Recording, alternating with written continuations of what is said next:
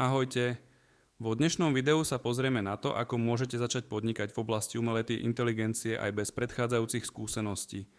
Ukážeme si, aké sú top príležitosti v AI, ktoré môžete využiť v roku 2025 a ako na to. Príležitosti v AI.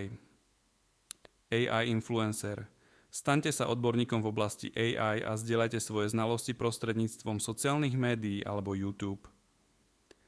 Toto môže zahŕňať vytváranie obsahu, ktorý vysvetľuje AI koncepty, najnovšie trendy alebo recenzie AI nástrojov. AI konzultant.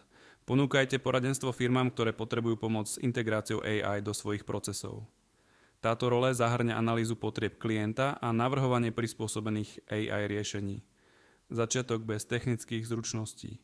Využite nástroje pre no-code a low-code riešenia, ktoré vám umožňa vytvárať a predávať AI riešenia bez potreby hlbokých technických znalostí.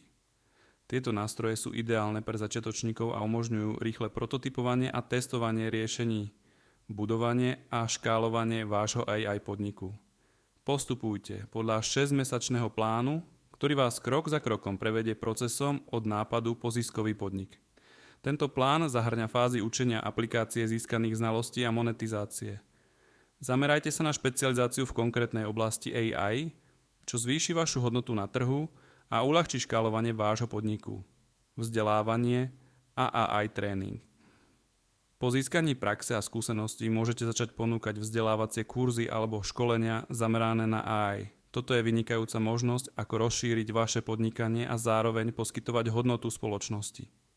Predpovede a budúcnosť AI, SAI, ktorá mení trh práce a automatizuje procesy vo všetkých odvetviach, sú špecialisti na AI mimoriadne žiadaní. Firmy hľadajú spôsoby, ako využiť AI pre zvýšenie efektivity a ziskovosti, čo otvára nové príležitosti pre podnikateľov v tejto oblasti. Využite tieto príležitosti a staňte sa lídrom v oblasti umelej inteligencie. Nezabudnite sa prihlásiť na odber, aby ste nezmeškali ďalšie užitočné videá. Ďakujem za sledovanie.